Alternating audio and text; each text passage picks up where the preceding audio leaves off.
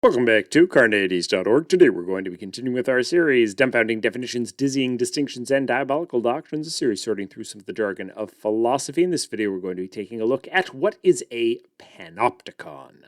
Now, a panopticon is an invention of English philosopher and founder of utilitarianism, Jeremy Bentham. It is a building format that was conceived of as a way to minimize the number of people needed to supervise workers, manage patient care, or monitor prisons, though it is most commonly associated with the potential use of such a design to construct a prison.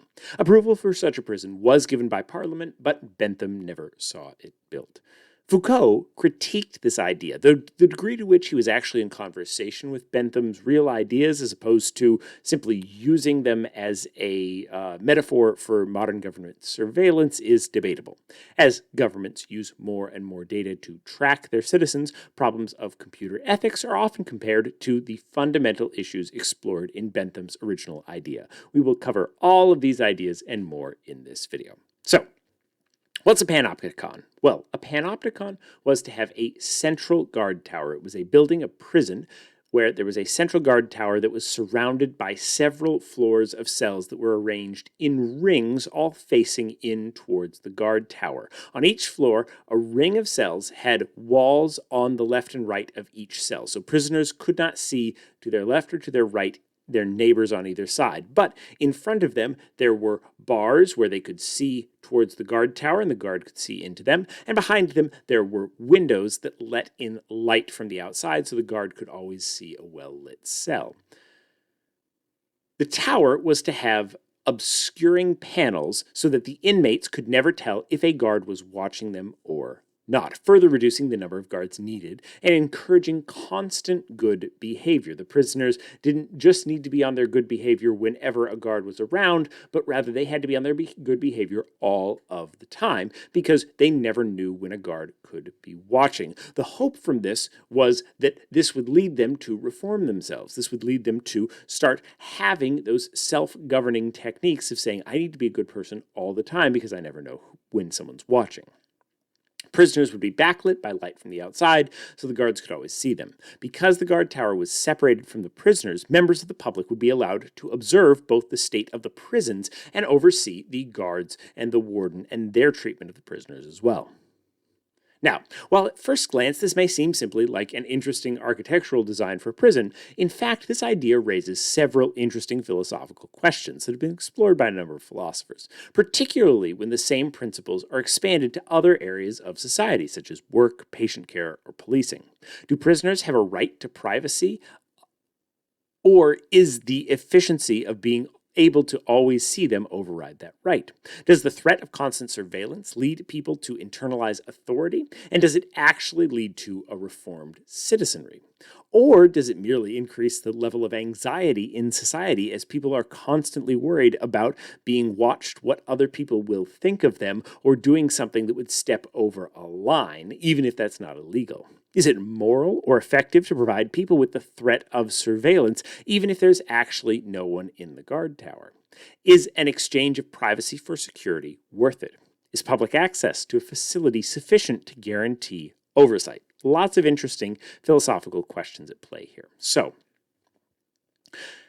another philosopher that talked about the panopticon was Foucault. Now, Foucault uses the idea of the panopticon more as an allegory for and emblematic of the modern state, which enforced power through surveillance, bureaucracy, and a control of an individual's time instead of direct intimidation and force. Instead of forcing you to obey, the modern state for Foucault convinces you to police yourself through the threat of surveillance. If someone is always watching you, you are forced to police yourself. There's something called self-censorship. You don't step out of line, not because you're afraid that the police will get you, but because you are self-censoring. The state has trained you to self-censor. The modern state power used people's desire for positive self-presentation in society. People don't obey the law necessarily because they're worried about actually being dragged away in handcuffs, but because they're worried about what their neighbors would think. If you don't know who is watching, you need to follow social norms at all times. This is connections to contemporary issues of cancel culture, where people can be punished for doing things that are not illegal but break social norms. And with the rise of social media, this can be exploded online very quickly, and you don't always know who's listening or checking out your post, such as using offensive language online. Someone might be punished through a Twitter mob, through doxing, getting their address posted online and getting a bunch of hate mail, or even getting fired from their job. In this way, society enforces norms beyond the law through surveillance of activities online and collective action against those who do not follow those norms. People police themselves, therefore, because they are always being watched by their friends and neighbors. In the same way that you never know who's going to see you in the cell because the prisoners can't see the guards. In society, you never know who's going to see that post, and so you self-censor those posts to be as appealing to everyone as they can be. There's only rarely a need to actually enforce these rules because most people simply impose the rules on themselves. Whether or not Foucault accurately describes the modern state, many philosophers have critiqued his characterization as divorced from Bentham's original idea because it doesn't include the idea of government oversight, which is a key feature of the Panopticon. Anyone from the public could come in and see the entire prison, including the state of the prisoners and their treatment. This double-layered surveillance, not only of prisoners, but the state, and by the state, but of the state by its people, is a critical component that's often missed in discussions of the Panopticon. As much as the guards being able to see all of the prisoners might feel like an invasion of privacy, the public being able to see all the prisoners was designed to ensure any abuses or poor treatment of the prisoners could be observed as well, and the public could then provide oversight over the guards and the warden. Just as the potential that they might be seen by the guards should, in theory, make the prisoners behave better, the possibility that the public could see what they are doing should make the guards behave better. And while no one created the Panopticon that lived up to Bentham's ideals, the principles of public oversight over government has become a key feature of good governance practice around the world in the form of freedom of information laws, which require that governments provide a certain amount of information about what they are doing to the public. Though in practice, a strong free press is often needed to take advantage of those laws due to bureaucratic hurdles and complicated data the government can provide. One challenge is that the guards are not blinded, unlike the prisoners, that they do know when someone is watching them and when someone is not, and so they can simply confine their corrupt behaviors to when they're not being observed, whereas the prisoners never know when they're being watched or when they're not being watched, and so the guards and the prisoners have a slightly different incentive to be always behaving or self-policing in that way.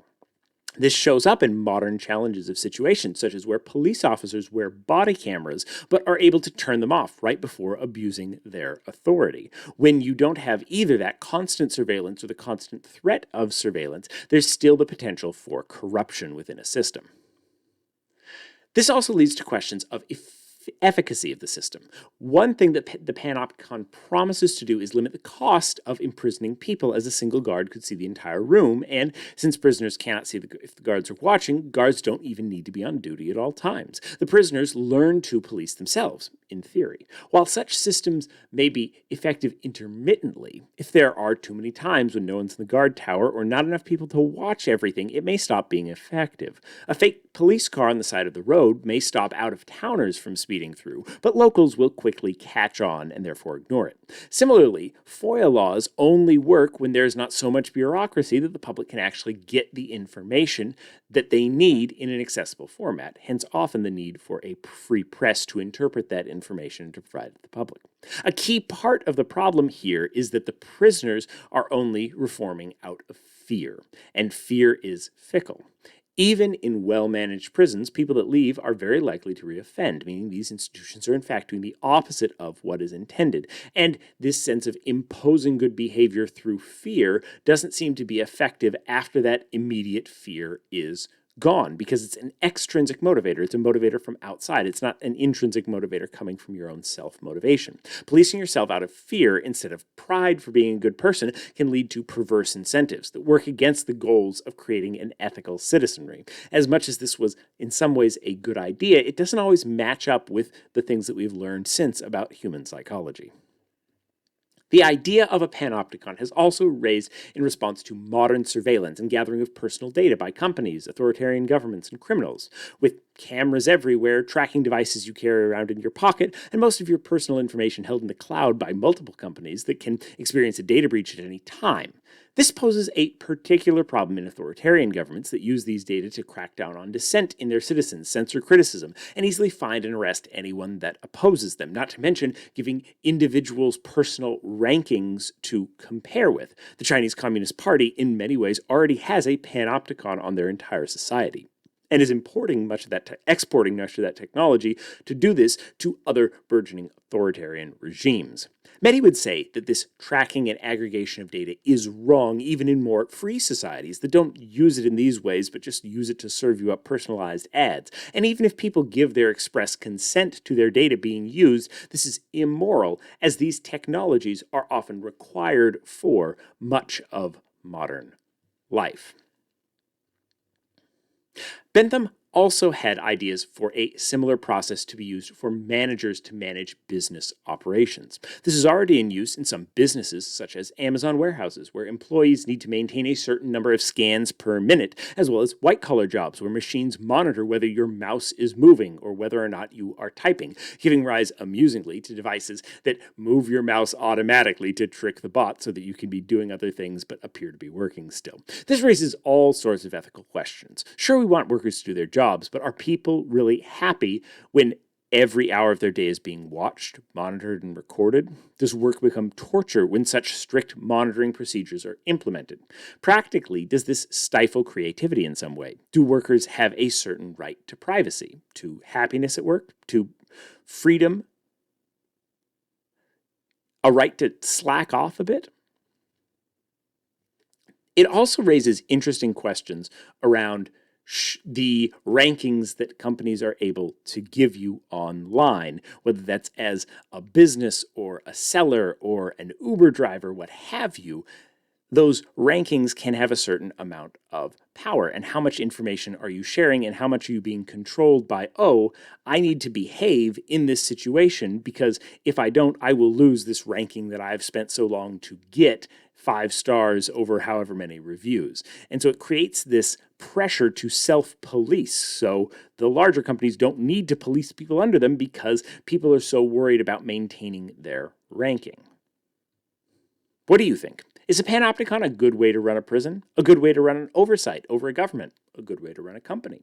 Are we already living in a panopticon? And if so, is it ethical? Are there some parts of it that are ethical and some parts that aren't? Or do the benefits for fighting crime in free societies outweigh the potential harms? Leave your thoughts in the comments below. Watch this video and more here at Carneades.org, and stay skeptical, everybody.